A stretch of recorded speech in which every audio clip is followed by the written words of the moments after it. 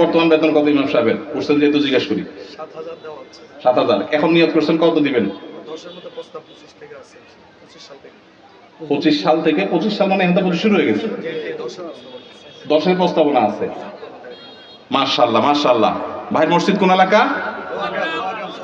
নোয়াগ্রাম চৌধুরীবাড়ি। আপনি কি কমিটির? আমি কমিটির সেক্রেটারি। আমি খতিব ফ্রি পড়াই আর কি। ভাই কমিটি সেক্রেটারি, ওনার মসজিদের ইমাম সাহেবকে ওনারা এই মাস থেকে 10,000 টাকা দেওয়ার নিয়ত করেছে বলে আলহামদুলিল্লাহ। আমরা বলবো 10,000 নয়, যেহেতু এখন একবার বাড়াইছেন ভালো কথা, 6 মাস পরে বা 1 বছরের মাথায় 15,000 টাকা করবেন ইনশাআল্লাহ। যখন ওরা সেটারও নিয়ত করবেন। নোয়াগ্রামের ভাইরা আপনারা দেখে শুনে রাখেন কিন্তু, রাগ করেন নাই তো আবার? জাযাকাল্লাহ খাইর। ইমাম সাহেবকে মূল্যায়ন না করলে কি গুনাহ হবে? কিভাবে মূল্যায়ন করব? ইমাম সাহেবদের মূল্যায়ন না করলে গুনাহ তো অবশ্যই হবে। ইমাম সাহেবরা হলেন উলামায়ে কেরাম, নবীদের ওয়ারিস। তাদের এই সমাজ তেমন কোনো মূল্য দেয় না। মুসলিম প্রধান রাষ্ট্র, বেশিরভাগ ট্যাক্স পেয়ার মুসলমান, অথচ 4 লক্ষ মসজিদের ইমাম সাহেবকে যদি রাষ্ট্র মূল্যায়ন করত, তাহলে রাষ্ট্রের চেহারাই পরিবর্তন হয়ে যেতে পারত। 4 লক্ষ মসজিদের যে নেটওয়ার্ক সারা দেশে আছে, রাষ্ট্র যদি এই ইমাম সাহেবদেরকে রাষ্ট্রের বিভিন্ন গুরুত্বপূর্ণ কাজে তাদেরকে যদি ইনভলভ করত, প্রশিক্ষণ দিয়ে প্রস্তুত করত এবং তাদের থেকে যদি সার্ভিস নিত, তাহলে দেখা যেত রাষ্ট্রের অনেক বড় বড় কাজ মসজিদের ইমাম সাহেবদের দ্বারা সমাধা করা যেত। এত বিশাল লোকবল, এত বিশাল জনগোষ্ঠী, মসজিদের এত বিশাল বড় প্ল্যাটফর্ম, এত বড় মিডিয়া, এই সবগুলোকে রাষ্ট্র যদি অন করত, রাষ্ট্রের চেহারাই চেঞ্জ হয়ে যেতে পারত। কিন্তু ওই যে বলছিলাম, সেই ব্রিটিশ আমল থেকে শুরু হয়েছে আজও পর্যন্ত মুসলমানের দেশে মুসলমানরাই সবচেয়ে বেশি কোণঠাসা এবং দুর্বল। মুসলমানরাই সবচেয়ে বেশি বৈষম্যের শিকার, জুলুমের শিকার। উলামায়ে কেরাম, মুসলমান প্রধান সমাজে যাদের মূল্য থাকার কথা, তাদের সমাজ রাষ্ট্র মূল্য দেয় না, এমনকি আমরা সমাজের মানুষও মূল্য দেই না। ঠিক না ভাই? ঠিক। ইমাম সাহেবদের মূল্যায়ন কিভাবে করবেন? তাদের মূল্যায়ন করবেন, তাদেরকে সবচেয়ে বেশি সম্মান করবেন। কারণ নবী করিম সাল্লাল্লাহু আলাইহি ওয়াসাল্লাম বলেছেন, মাল্লাম ইউবাজ্জিল আলিমানা ফালাইসা মিন্না। যে ব্যক্তি আমার উম্মতের আলিমদেরকে সম্মান দেয় না, মর্যাদা দেয় না, ইজ্জত দেয় না, সে আমার উম্মত হতে পারে না। অতএব আপনার মসজিদের ইমাম সাহেব আপনার কাছে সম্মানিত হতে হবে। কমিটির লোক, মুসল্লি ভাইয়েরা তাদেরকে চাকরের মতো আচরণ করতে পারবেন না, তাদেরকে শ্রদ্ধা করবেন। তারা নেতা, নেতার মতো মর্যাদা দিবেন, তাদের সঠিক কথাগুলো বলার অধিকার দিবেন, সুযোগ দিবেন, তাদের মিম্বরে স্বাধীনভাবে কথা বলার সুযোগ দিবেন, তাদের গলা চিপে ধরতে কাউকে দিবেন না। ইমাম সাহেবরা তাদের সম্মানজনকভাবে চলার মতো বেতন দিবেন, সম্মানে দিবেন, থাকার ব্যবস্থা করবেন।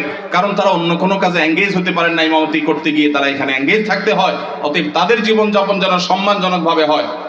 পৃথিবীর অন্য যে কোনো মুসলমান দেশে, পৃথিবীর অন্য যে কোনো মুসলমান প্রধান দেশে মসজিদের ইমাম সাহেবরা আমার ক্ষুদ্র জ্ঞান অনুযায়ী বাংলাদেশের ইমাম সাহেবদের চাইতে ভালো অবস্থানে আছে অর্থনৈতিকভাবে।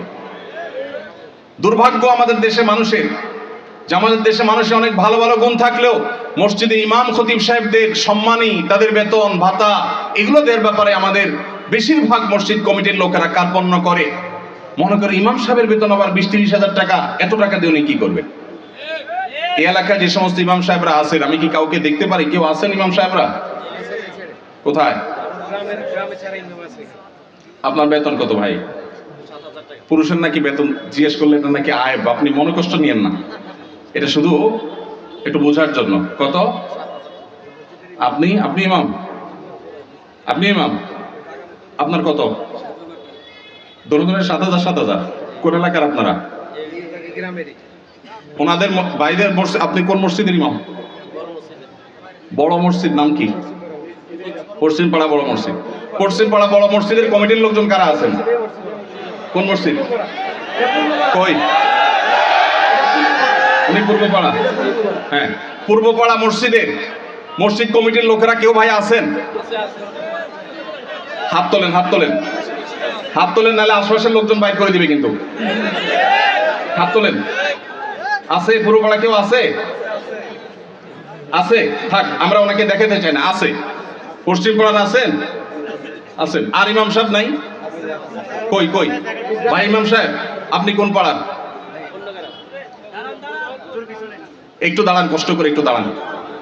কোন গ্রামের ইমাম আপনি? হ্যাঁ, মনোহরপুর। আপনার বেতন কত ভাই? 5,500। এই মনোহরপুরের মসজিদ কমিটির কেউ আছেন? মুসল্লি কেউ আছেন কিনা অন্তত? যারা আছেন আত্মন্ত মুসল্লি কারা? কেউ হাত তুলবে না। কমিটির একজন পাওয়া গেছে মুসল্লি? আচ্ছা থাক। আর ইমাম সাহেব কে আছেন বলেন? আপনি ইমাম ভাই, আপনার বেতন কত? হ্যাঁ, মসজিদ থেকে বেতন কত বলতেছি? মসজিদ মাদ্রাসা দুই ডিউটি বেতন 11.5। তার মানে আমরা যদি 5.5 ধরি তাহলে 5.5 মসজিদ থেকে বলা যায়। 5 ওয়াক্ত নামাজ পড়ান, ইমামতি করেন, 5 ওয়াক্ত নামাজ পড়ান, 5,500 জুমা সহ। আপনার কোন এলাকা? এই গ্রামের নাম বলেন? ডুলিপাড়া। কই মাহফিলের আয়োজক কারা? সামনে আসেন না, সামনে আসেন। কই পোস্টার কই? নাম বলার আগে সামনে আসেন। নামই নেই, চালাকেরা। আচ্ছা, আর ইমাম সাহেব আছেন আর 1-2 জন? কই ভাই, কোন এলাকার? পাশের এলাকার। বেতন কত? হ্যাঁ, 8,000। কোন এলাকার? নোয়াগ্রাম। নোয়াগ্রামেরও ভাইরা নিশ্চয় আছেন। আমি আপনাদের শরম দিতে চাই না, আপনাদের কারো হাতও তুলতে চাই না। ইমাম সাহেবদের জবানবন্দি নিলাম, ধন্যবাদ। আর কোন ইমাম সাহেব আছেন? মুরব্বী দাঁড়ান একটু। ইমাম সাহেব দাঁড়ান, কষ্ট করে। কোন এলাকার ভাই? জি,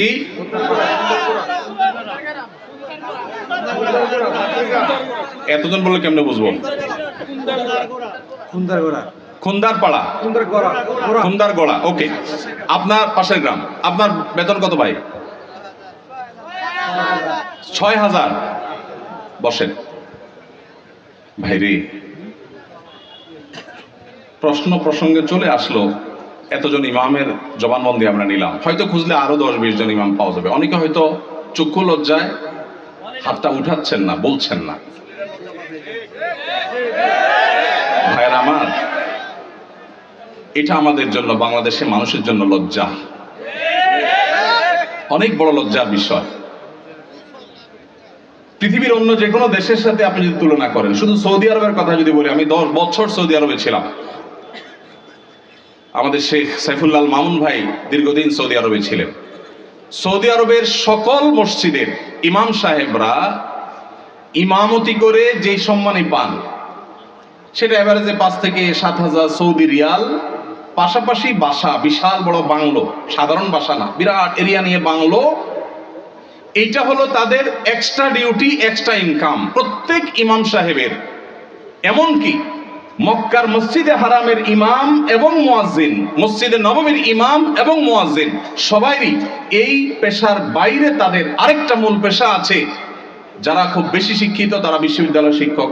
যেমন মসজিদে হারাম মক্কার যদি বলেন একজন একজন করে সমস্ত ইমামদের কথা বলা যাবে, প্রায় যে সবাই প্রায় কোনো না কোনো হয় আদালতে বিচারপতি, আর না হলে কোন বিশ্ববিদ্যালয়ের প্রফেসর। এটা মসজিদে হারাম শরীফের ইমামদের কথা বলতেছি, সব পিএইচডি হোল্ডার, বড় বড় আলেম।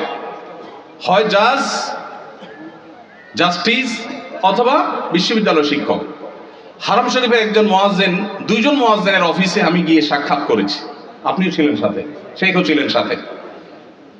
এক বাংলাদেশি ওই মুয়াজ্জিন সাহেব হারাম শরীফের মুয়াজ্জিন, ওনার খেদমত করে। আমাকে বলে যে, আমরা হোটেলে ছিলাম, বলো যে ভাই আমি তো হারামের মুয়াজ্জিনের খেদমত করি, ওনার অফিসে চাকরি করি, টি বয়, বাংলাদেশি ভাই।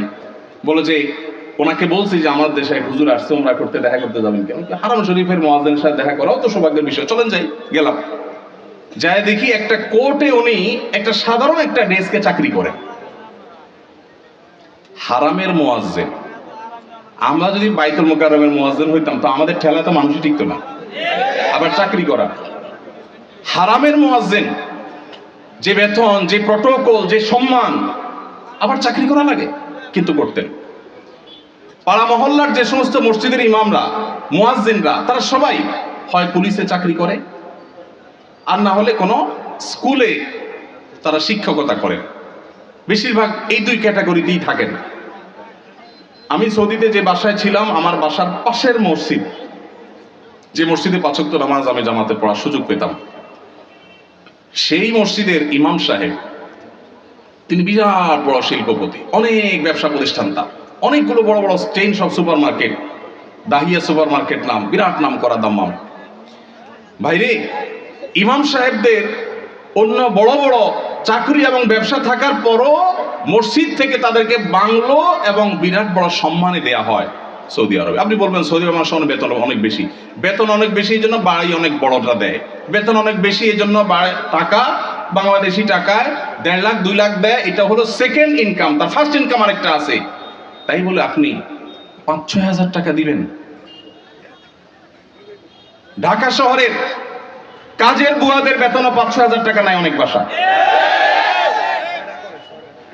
ঢাকা শহরের কাজের বুয়ারাও মাসে ১০,০০০ ১৫,০০০ টাকা কামাই করে। ঢাকা শহরে কোন দারোয়ানের বেতন ৫,০০০-৬,০০০ টাকা নাই, কোন পিয়নের বেতন ১০,০০০ টাকার নিচে নাই। সেখানে কুমিল্লা শহরের কাছে, এটা সদর থানা এবং শহরের কাছে, এই জায়গায় ৫-৭ হাজার টাকা আজকালকার বাজারে চাউলের টাকা জোগাড় করা হতো কঠিন হয়ে যায়। এই ইমাম সাহেব আবার যখন কোন একটা কাজ করতে যাবেন ইমামতির পাশাপাশি বলবে, হুজুর আমাদের দুনিয়াদার হয়ে গেছে, হুজুরদের দুনিয়ার লোভে ধরছে। এক বেটা, তার মসজিদের মুসল্লিরা ইমাম সাহেবকে এরকম খোঁচাইতো, বেতন দেওয়ার নাম নাই, ইমাম সাহেব আর কিছু করলে ডিস্টার্ব করত। তো ওই মসজিদে একজন ভালো মানুষ ছিল, উনি বললেন, হুজুর আপনাকে আমি ওই যে মুসিরা যে জুতা পলিশ টলিশ করে ওইরকম একটা বাক্স কিনে দেব, সাথে রং টং যা লাগে, ডাস্টার ব্রাশ এগুলো সব দিয়ে দিব, আপনি ইমামতি করে মসজিদে নামাজ পড়ানো শেষ হলে মসজিদের বাহিরে এসে ওইটা নিয়ে বসে যাবেন এবং মুসল্লিদেরকে বলবেন, ভাই আপনাদের জুতাগুলো দেন, যার যার পলিশ করা লাগে আমি করবো, আপনারা আমার টাকা দিয়ে। ইমাম সাহেব চুপ বড় বড় হয়ে গেছে, কি বলে দেবেন? বলে, ভাই আপনি কাজটা যদি করেন, মুসল্লিরা বাইর হয়ে যেটা সিসি করবে, আরে হুজুর এটা কি করছেন, তো ওইটাকে বলেন যে ভাই এই জুতা যদি আমার কাছে দিতে আপনার লজ্জা বোধ হয়, আপনার কাছে যদি অপমান বোধ হয়, তাহলে জুতা আমার কাছে নিয়ে আপনার নিজের গালে নিজে মারা উচিত। আমি বলছি না যে আক্ষরিক অর্থে ইমাম সাহেবকে ওইটা মারতে তিনি বলেছেন, অনেক আগে ঘটনা কোথাও শুনেছি, সত্য হতে পারে, রূপক হতে পারে, কিন্তু এই গল্প আমাদের শিক্ষা দেয়। আমাদের মসজিদের ইমাম সাহেবদের, মুয়াজ্জিন সাহেবদের সম্মানে আমরা দিতে চাই না, মাহফিল করে বক্তার জন্য মোটা অঙ্কের হাদিয়া রেডি রাখি।